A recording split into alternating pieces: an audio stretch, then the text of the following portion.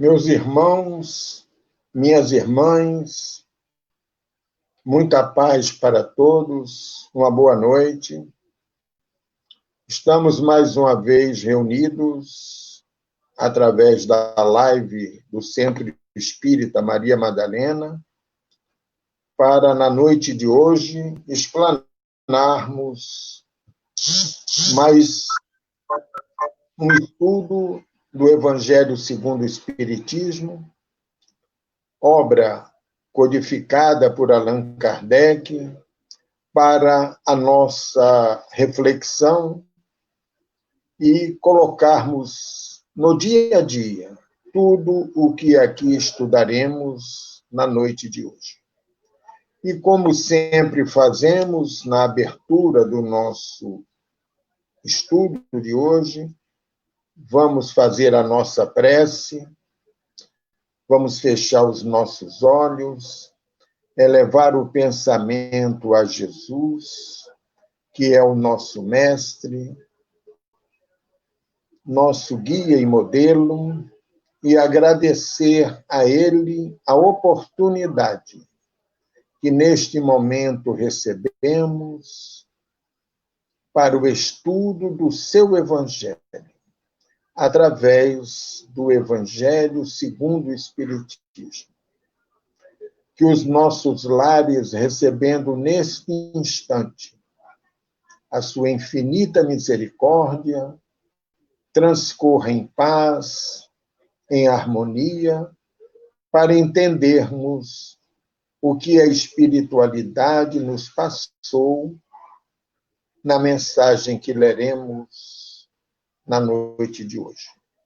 Muita paz para todos e que Jesus seja sempre o nosso caminho, verdade e vida.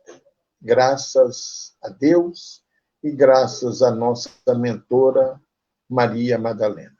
Muita paz. Bom, meus irmãos, como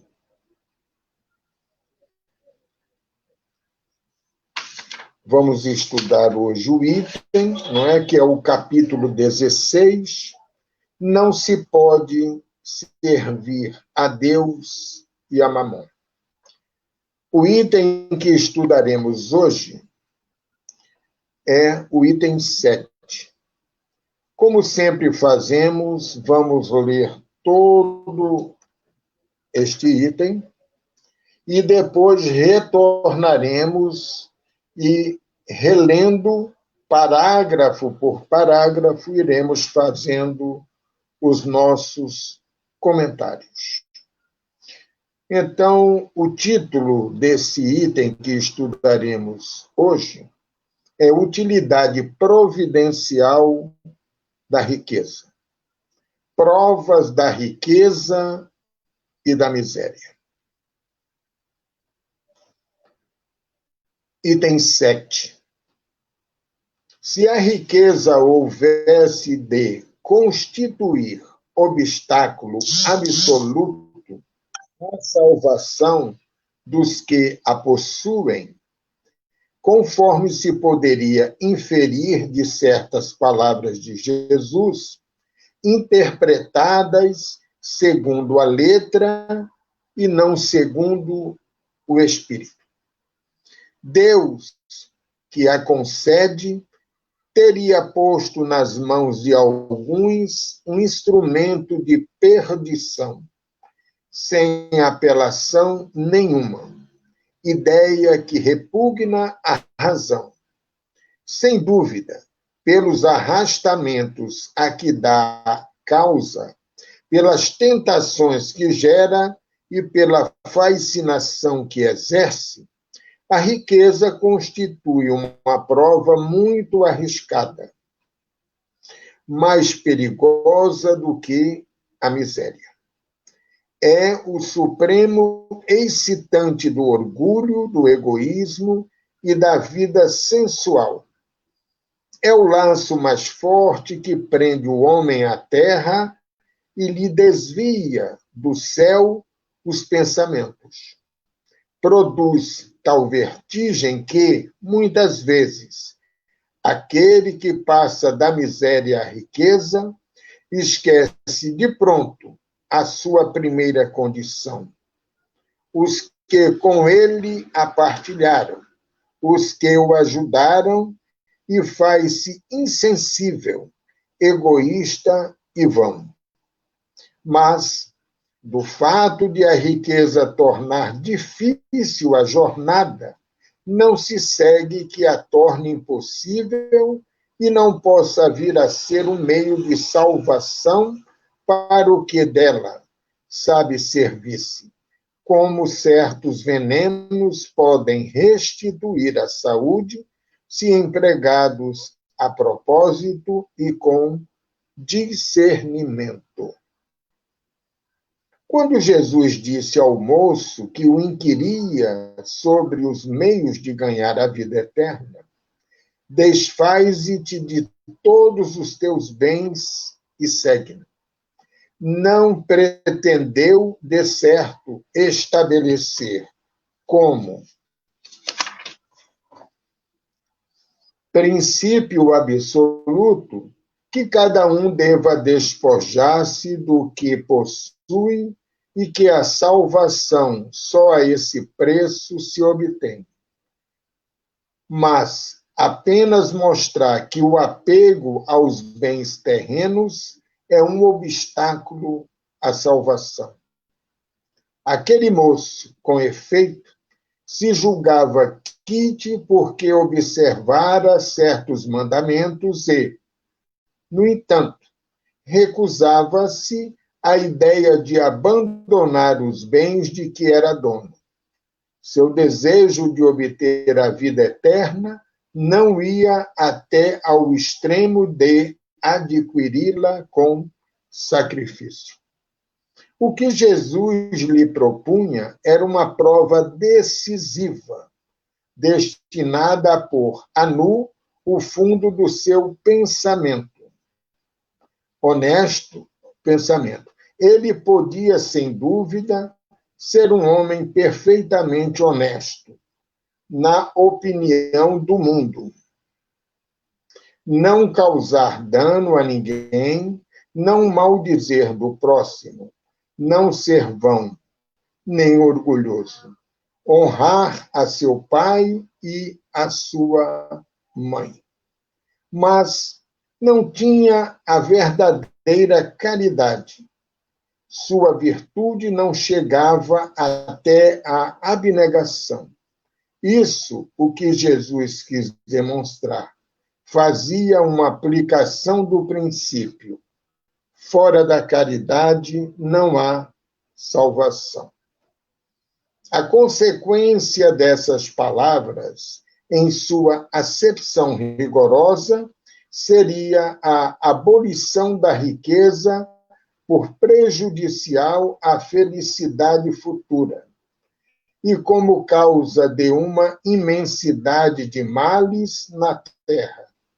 Seria, ao demais, a condenação do trabalho que a pode granjear, consequência absurda que reconduziria o homem à vida selvagem e que, por isso mesmo, estaria em contradição com a lei do progresso, que é lei de Deus. Se a riqueza é causa de muitos males, se exacerba tanto as más paixões, se provoca mesmo tantos crimes, não é a ela que devemos inculpar, mas ao homem que dela abusa, como de todos os dons de Deus. Pelo abuso, ele torna pernicioso o que lhe poderia ser de maior utilidade. É a consequência do estado de inferioridade do mundo terrestre. Se a riqueza somente males houvesse de produzir, Deus não a teria posto na terra. Compete ao homem fazê-la produzir o bem, senão é um elemento direto de progresso moral. É, sem contestação, poderoso elemento de progresso intelectual. Com efeito, o homem tem por missão trabalhar pela melhoria material do planeta. Cabe-lhe desobstruí-lo, saneá-lo, dispô-lo para receber um dia toda a população que a sua extensão comporta. Para alimentar essa população que cresce incessantemente, preciso se faz aumentar a produção. Se a produção de um país é insuficiente, será necessário buscá-lo fora. Por isso mesmo, as relações entre os povos constituem uma necessidade. A fim de mais as facilitar, cumpre sejam destruídos os obstáculos materiais que os separam e tornadas mais rápidas as comunicações. Para trabalhos que são obra dos séculos, teve o homem de extrair os materiais até das entranhas da terra. Procurou na ciência os meios de os executar com maior segurança e rapidez. Mas, para os levar a efeito, precisa de recursos. A necessidade fê-lo criar a riqueza, como fez descobrir a ciência. A atividade que esses mesmos trabalhos impõem lhe amplia e desenvolve a inteligência. E essa inteligência que ele concentra, primeiro, na satisfação das necessidades materiais. O ajudará mais tarde a compreender as grandes verdades morais, sendo a riqueza o meio primordial de execução. Sem ela, não mais grandes trabalhos, nem atividade, nem estimulante, nem pesquisas. Com razão, pois, é a riqueza considerada elemento de progresso. Então, nesta mensagem, percebemos a sequência que Kardec elabora neste item todas as informações que a espiritualidade superior trouxe para nos mostrar que a riqueza e a miséria são provas e que nós devemos saber como lidar com as duas. Dentro dessa riqueza e da miséria, me lembra agora, no momento, um grande exemplo para nós, que muitas vezes podemos vir numa existência muito rica e noutra muito pobre.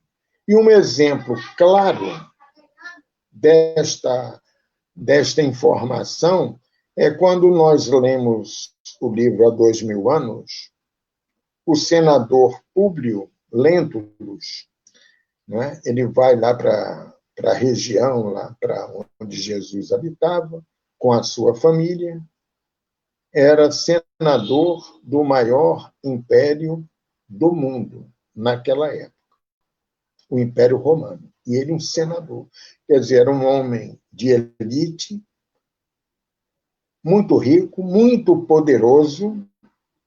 Então, este é Públio Lentulus.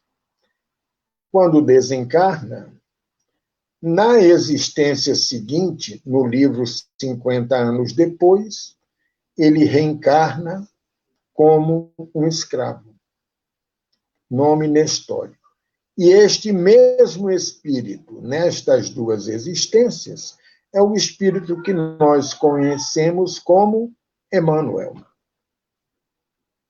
o mentor de Chico Xavier. Só para a gente perceber como a doutrina nos mostra riqueza, miséria, que não fala pobreza, fala miséria, que é um grau muito maior. Então, nos mostra, nos fala e nos exemplifica, que eu fui buscar o exemplo de Emmanuel como um senador do Império Romano e como um escravo também. Tá bom? Então, vamos ter alguns comentários, porque a mensagem é extensa. Vamos focar, porque ainda temos aquela parte de comentários e perguntas. Aqui ele começa colocando o seguinte. Vou ler o título novamente. Utilidade providencial da riqueza. Provas da riqueza e da miséria. Se a riqueza houvesse de constituir obstáculo absoluto à salvação dos que a possuem, conforme se poderia inferir de certas palavras de Jesus, interpretadas segundo a letra e não segundo o Espírito. Ou seja, grande parte dos ensinos de Jesus, nós espíritas, já a interpretamos segundo o Espírito. Mas grande parcela cristã interpreta normalmente o Evangelho segundo a letra. É o que o nosso irmão Aderlei está colocando aí em amarelo, que nós lemos. Então, é importante que, às vezes, a gente interpretando segundo a letra, nós podemos achar que Jesus se contradiz nos seus ensinamentos, o que é um grande equívoco nosso. Mas, quando interpretamos segundo, não é? Como ele diz aqui, o Espírito, ou seja, a sua mensagem muda de figura. Vamos adiante. Deus que a concede a riqueza, não é? Teria posto nas mãos de alguns um instrumento de perdição, sem apelação nenhuma. Ideia que repugna a razão, sem dúvida, pelos arrastamentos a que dá causa, pelas tentações que gera e pela fascinação que exerce, a riqueza constitui uma prova muito arriscada, mais perigosa do que a miséria. Então, não é a riqueza o mal que muitas vezes as pessoas que interpretam segundo a letra acham. Não. A riqueza ela é necessária, por isso Deus permitiu. O problema é que muita gente faz mau uso da sua riqueza, ou se enriquece de maneira ilícita. Porque você tornar-se rico, fruto do seu trabalho de anos e anos, não vamos entrar em detalhes, o trabalho honesto é uma coisa. Você enriquecer-se de forma ilícita, violando as leis divinas, inclusive a lei de progresso, é outra história. É diferente, tá bom? É o supremo excitante do orgulho, ela nos leva a essa questão do egoísmo e da vida sensual. É o laço mais forte que prende o homem à terra e lhe desvia do céu os pensamentos. Ou seja, na hora que eu começo a me prender às coisas materiais, logicamente vou esquecendo as coisas espirituais. Aí é que está o perigo. Então é importante nós estarmos sempre atentos ao nosso comportamento. Produz tal vertigem que, muitas vezes, olha aqui, esse ponto é importante, aquele que passa da miséria à riqueza esquece, de pronto, a sua primeira condição, ou seja, esquece que um dia ele foi extremamente pobre. os que com ele a partilharam, os que o ajudaram. Aquela pessoa esquece tudo isso porque ele entra, segundo os conceitos da sociedade, entra num novo patamar. Passa a conhecer novas pessoas que ele acha que é do seu nível social, financeiro, e vai esquecendo muitas vezes da sua origem humilde, não é? Da sua origem com seus amigos. Não, esquece tudo porque ele acha que agora é rico, materialmente falando. Então, a doutrina nos esclarece. E essas pessoas, logicamente, se é uma prova, como aqui lemos antes, não é? A riqueza é uma prova mais difícil do que a pobreza, essas pessoas vão falhar nas suas provas. Tá bom? Vamos mais adiante. Quando Jesus disse, vamos para o segundo parágrafo. Quando Jesus disse ao moço, lá antes tem esta parábola, que o inquiria sobre meios de ganhar a vida eterna, ele chegou, Senhor, o que devo fazer para ganhar a vida eterna? Né? Jesus respondeu-lhe, né? Desfaze-te de todos os teus bens e segue-me. Não pretendeu, de certo, estabelecer como princípio absoluto que cada um deva despojar-se do que possui e que a salvação só a esse preço se obtém. Não é isso que Jesus falou. Oi, meu amor, tudo bem? Esse aqui é o meu neto, que eu estou na casa do meu filho hoje. Mas apenas mostrar que o apego aos bens terrenos é um obstáculo à salvação. Deram para perceber que... Oi! Oi, todo mundo ao vivo!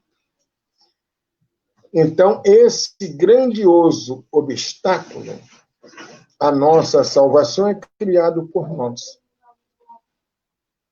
É importante nós focarmos isso. É importante nós nos prepararmos, porque senão, nesta, podemos, numa próxima existência, virmos com esta prova da riqueza. Se já nos preparamos nessa para a futura prova, vamos dizer assim, já temos alguma experiência pelo que estamos lendo hoje. Aquele moço, com efeito, se julgava quite, porque observara certos mandamentos e, no entanto, recusava-se à ideia de abandonar os bens de que era dono. Olha aí a questão do apego. Eu não quero perder os meus bens. Mas não foi isso que Jesus falou a ele. Até pelo seu grau de conhecimento, a gente percebe que o jovem não entendeu o ensinamento de Jesus ao responder sua pergunta. O que devo fazer para obter a vida eterna? Jesus explicou. Só que ele e muita gente até hoje não entendeu, não é, essa questão moral. Que o que Jesus queria é que ele desapegasse dos seus bens, o mantivesse, ajudasse mais ao próximo, como nós estamos lendo aqui. Tá? Não pediu para ele vender, distribuir tudo e ficar na miséria, vamos dizer assim. Não foi isso. Seu desejo de obter a vida eterna não ia até ao extremo de adquiri-la com sacrifício. O que Jesus lhe propunha era uma prova decisiva, destinada a pôr a nu o fundo do seu pensamento. Ele podia, sem dúvida, ser um homem perfeitamente honesto, na opinião do mundo, não causar dano a ninguém, não maldizer do próximo, não ser vão nem orgulhoso, honrar seu pai e a sua mãe. Mas não tinha a verdadeira caridade. Sua virtude não chegava até a abnegação. Isso o que Jesus quis demonstrar. Fazia uma aplicação do princípio. Fora da caridade não há salvação.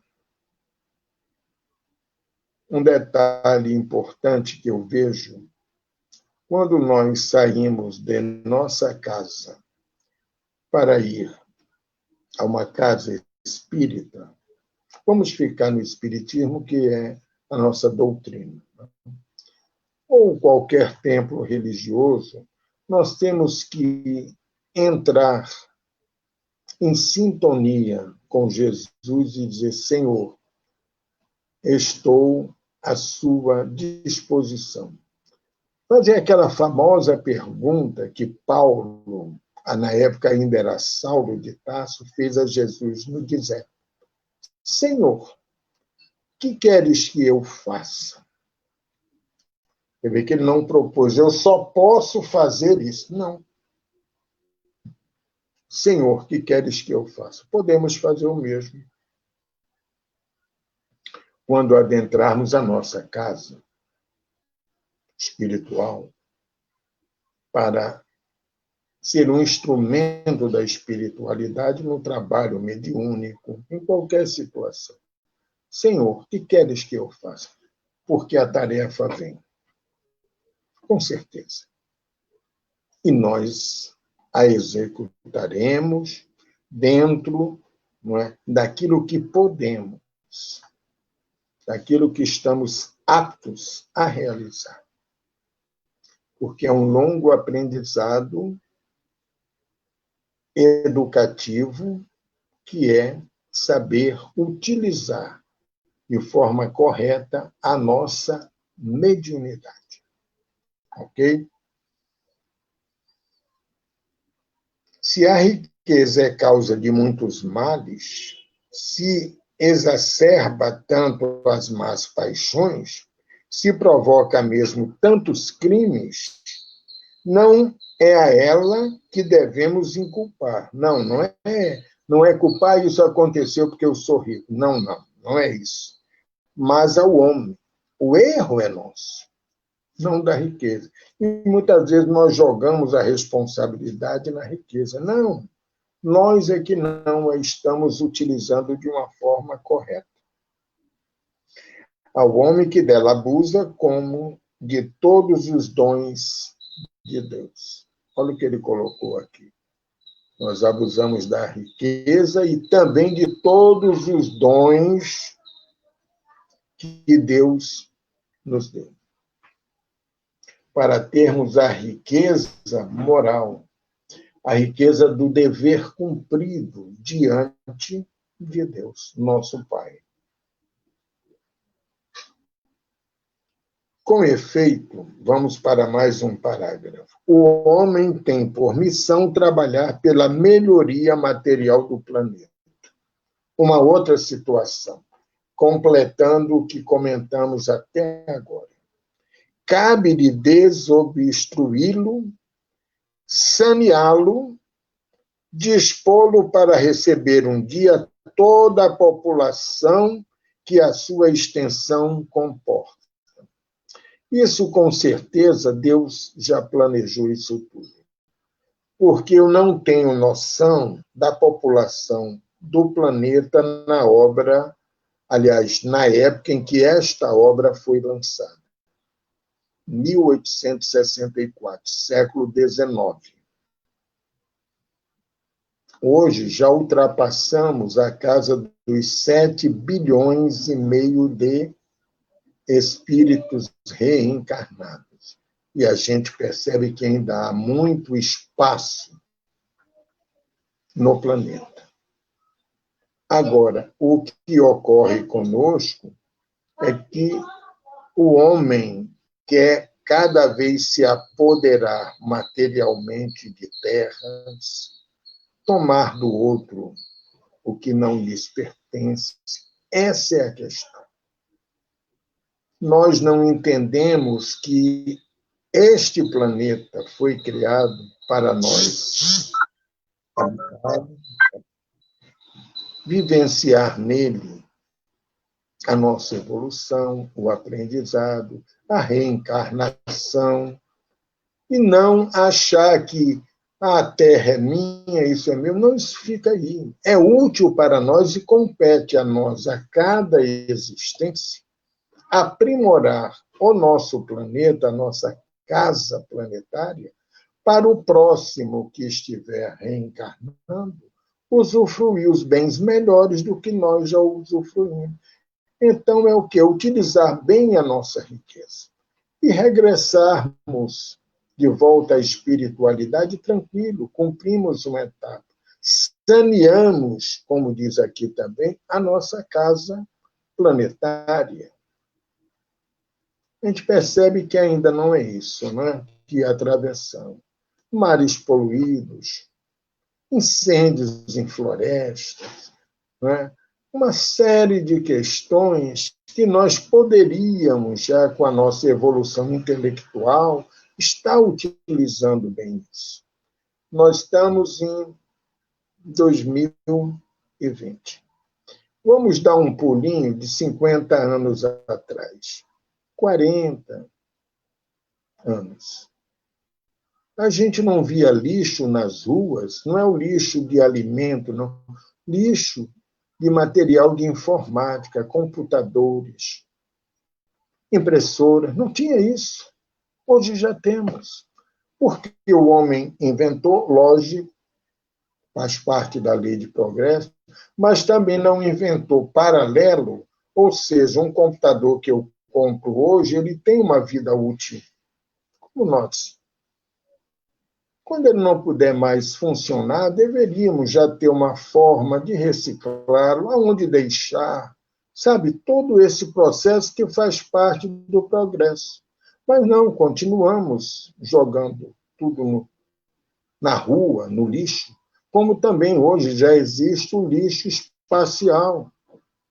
Muitos satélites que foram lançados perderam sua vida útil e continua girando em volta da Terra como lixo, só para perceber como o homem, no seu egoísmo, no seu afã de ser o maior ou adquirir tudo, ele não pensa que um dia ele deixará aquilo e que daqui a 50, 100, 150 anos, quando retornarmos em outro período, é o mesmo espírito que nesta existência fez grande parte disso aí. É lógico, há exceções. Então, vamos também nos educar, reciclando o nosso material, separando as coisas, estimulando os conceitos divinos que estão em nós. Se a produção de um país é insuficiente, aliás, vou voltar um pouquinho antes, para alimentar essa população que cresce incessantemente, preciso se faz aumentar a produção. Nós sabemos disso, mas não colocamos em prática. Quer um exemplo? Na hora que um determinado alimento começa a escassear, o que é feito? Aumenta o preço, para eu lucrar mais. Ora, isso é feito por pessoas religiosas, cristãs, que primeiro quer saciar a si financeiramente, acumular riquezas materiais. Ele não para pensar que o alimento que ele produz, ele pode distribuir a um preço que ele, como comerciante, como produtor, vive bem e permite que todos os habitantes na Terra não morram pelas ruas de fome, em pleno século XXI. Só morrer de fome porque o outro que tem muito guarda. quer explorar uma série de questões, que nós sabemos disso. Se a produção de um país é insuficiente, será necessário buscá-lo fora. Ora, se aqui está faltando algo, ou se não produz algo, podemos ir buscar em outro, e o outro vem buscar em nós aquilo que ele não tem. O intercâmbio comercial. Isso pode ser feito de uma forma tranquila, sem um explorar o outro. Né? Por isso mesmo, as relações entre os povos constituem uma necessidade, a fim de mais as facilitar, cumpre sejam destruídos obstáculos materiais que os separam e tornadas mais rápidas as comunicações.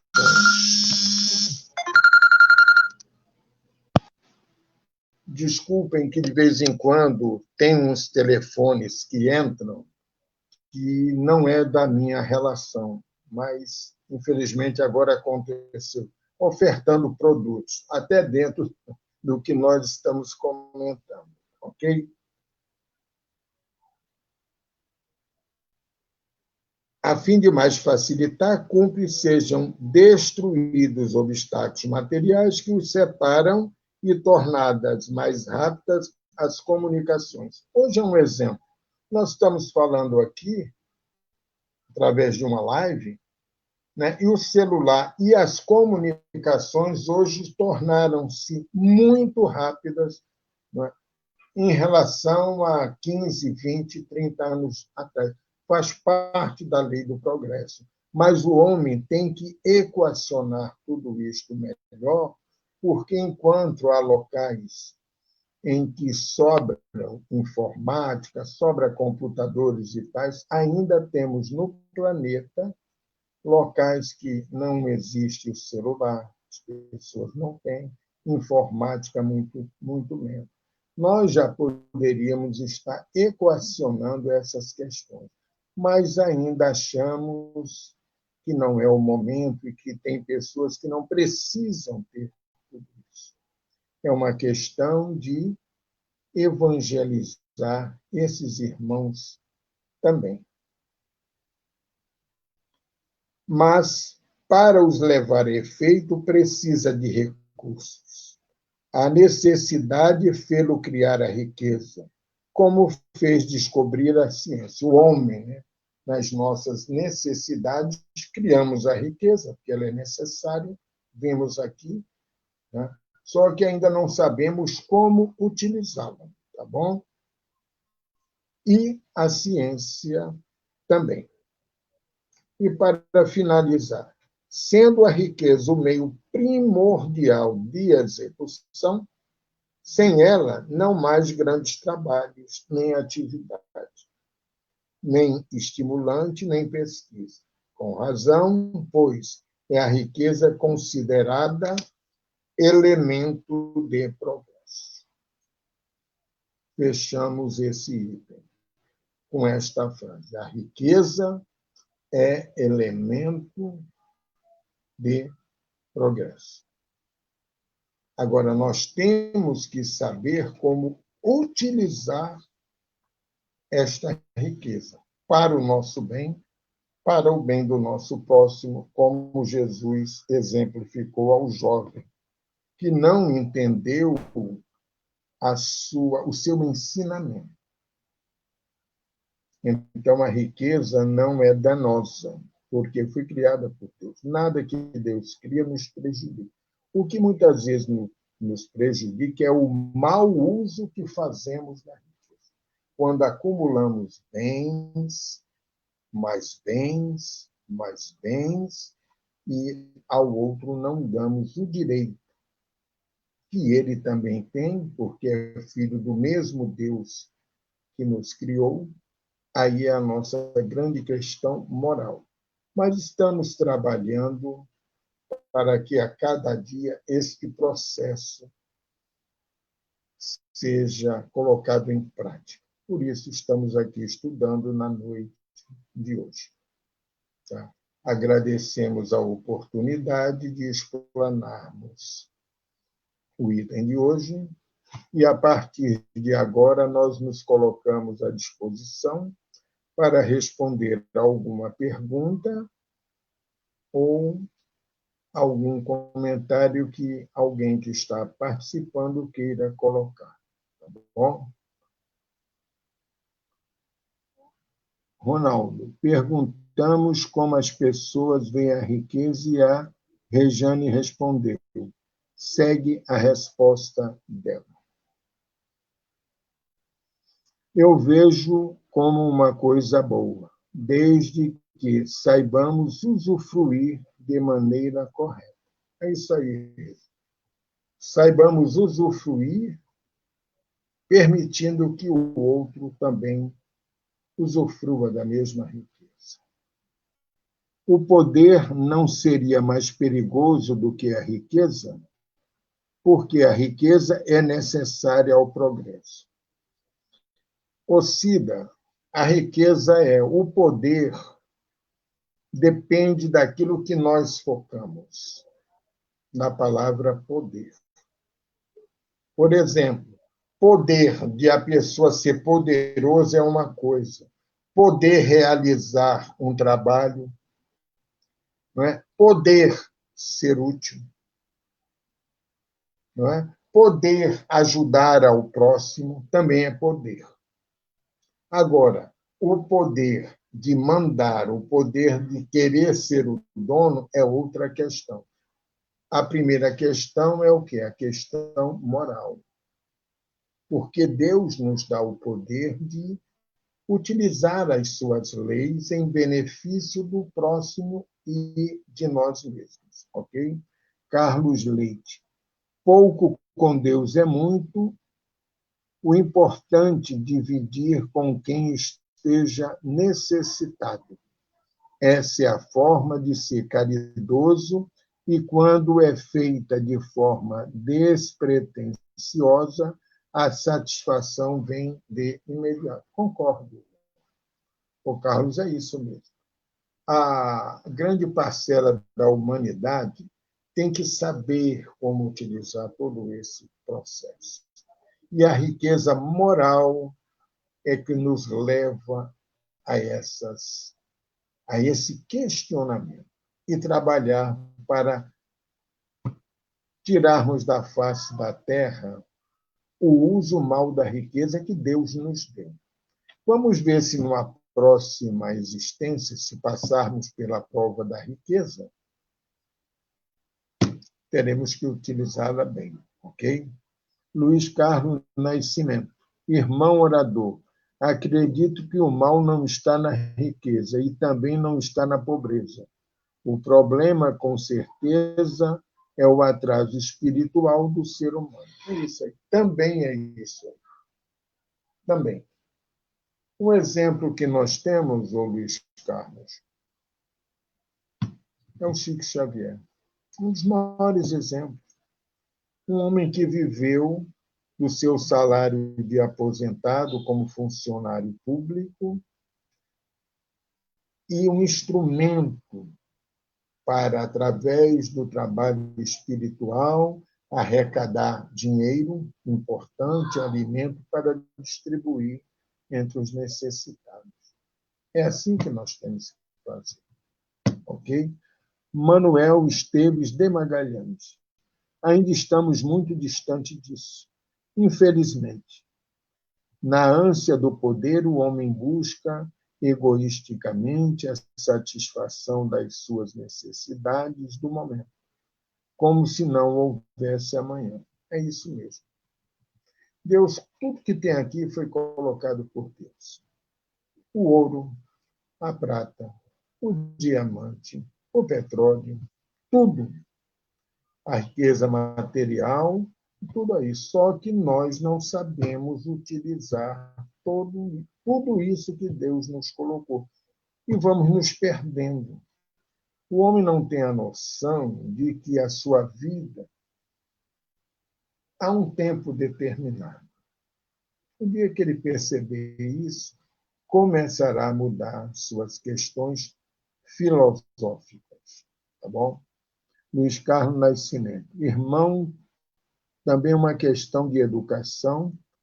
Para isso, deveria haver mais divulgação dos lugares apropriados para que essas matérias, como pilhas, baterias, parte de computadores, sejam jogados. Veja, na época que foi instruída a coleta do lixo seletivo, a população odiava Oswaldo Cruz.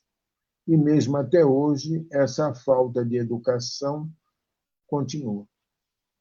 Aqui no Rio ainda temos sérios problemas. Por exemplo, eu morei em Curitiba 2 anos. Lá, em 1990, eu morei lá uns 2, 3 anos, já se fazia a coleta seletiva. Um dia da semana passava o lixo, lá havia um nome muito interessante, lixo que não é lixo. Móveis, pilhas, tudo isso. Você colocava naquele dia, passava aquele caminhão, tocando até uma sineta, colhia todo aquele material e levava para locais para serem reciclados. Móveis seriam restaurados e distribuídos em comunidades carentes. Lá já se fazia isso. Aqui mesmo no Brasil, né? Curitiba, aqui perto, 800 quilômetros. Né? Outros lugares não. É interessante. Né? Carlos Leite. Combater o nosso egoísmo, esquecer os mais abastados e as suas tendências egoístas, e nos perguntar o que fez para amenizar a fome do outro. É o Carlos Leite. Hoje nós muita gente passa fome física e grande parcela da população passa a fome espiritual. A oração, que é o alimento do espírito. O alimento físico, o alimento corpo e o espírito. Por que é que as pessoas ainda não se conscientizaram de que a oração é um fator primordial na nossa vida espiritual, tanto na matéria quanto nas diversas dimensões? É o que alimenta o nosso espírito e seguir os ensinamentos de Jesus, que também nos alimenta. Lídia Rocha, a riqueza é um mal necessário, pois sem ela não haveria o desenvolvimento e o progresso do planeta Terra.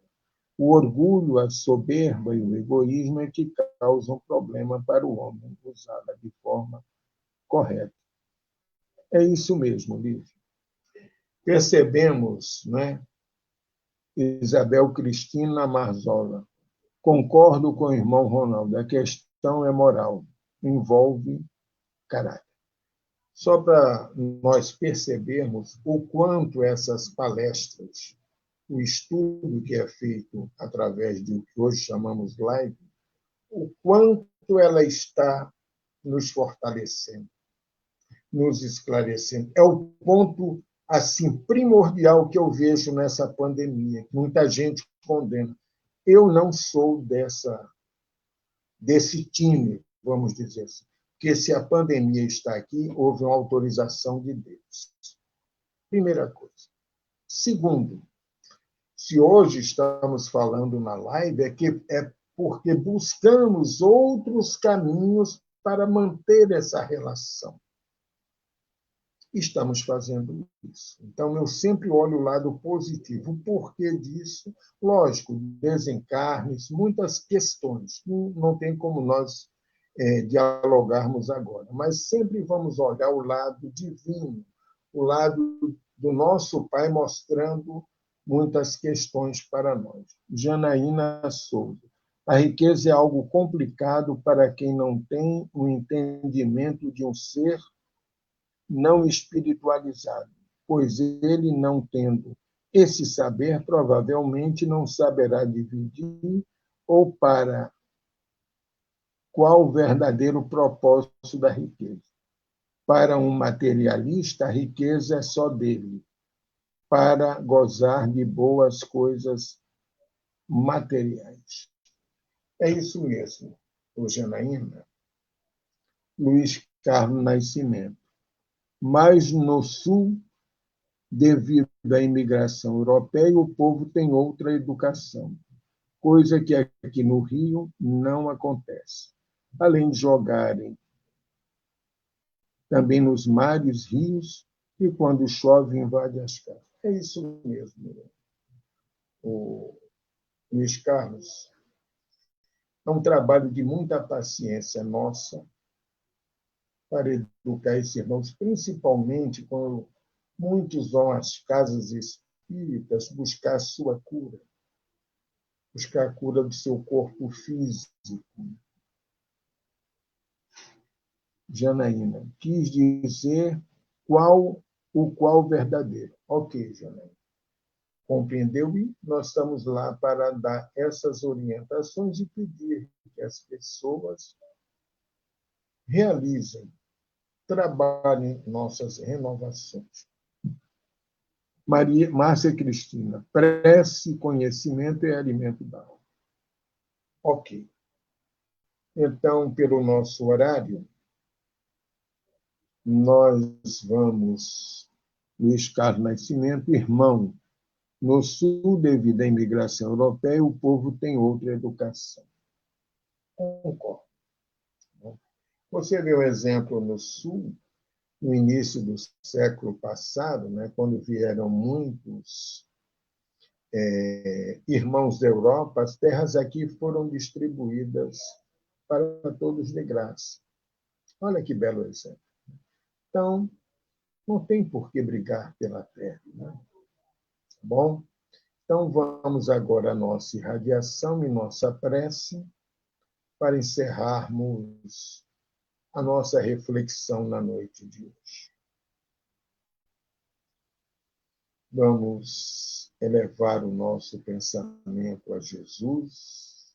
À medida que fizermos a nossa prece, vamos irradiar para os lares a paz de Jesus, o seu amor, a sua grandiosidade, lembrando também que hoje é comemorado o Dia da Consciência Negra. Também meditarmos no irmão ontem, que aconteceu um fato muito desagradável, que mexe conosco, num supermercado em Porto Alegre, que a humanidade reflita. Combata em si primeiro o seu lado violento que ainda tem. Se nos rotulamos de cristão, se falamos que temos uma religião, então não temos por que estar agredindo o nosso próximo fisicamente ou através de palavras. Vamos pedir sempre a Jesus que nos pacifique, que nos ajude, e ele tem feito isso sempre. Compete a nós fazer este trabalho, esta mudança, como diria Paulo nas suas epístolas. Eliminar de nós o homem velho e ser um novo homem cristão, na acepção da palavra. Cristão, servir a Cristo. Então, daqui agradecemos a oportunidade que Maria Madalena derrame sobre nós, sobre os nossos lares, sobre todos os lares, independente de onde esteja, a sua paz, o seu amor, a sua misericórdia. E a ti, Jesus, a Maria e a Deus nosso Pai, o nosso muito obrigado, irradiando a todos os lares a sua infinita misericórdia sobre nós. Que assim seja. Muito obrigado, muita paz, e que Jesus seja sempre o nosso guia e modelo. Graças a Deus.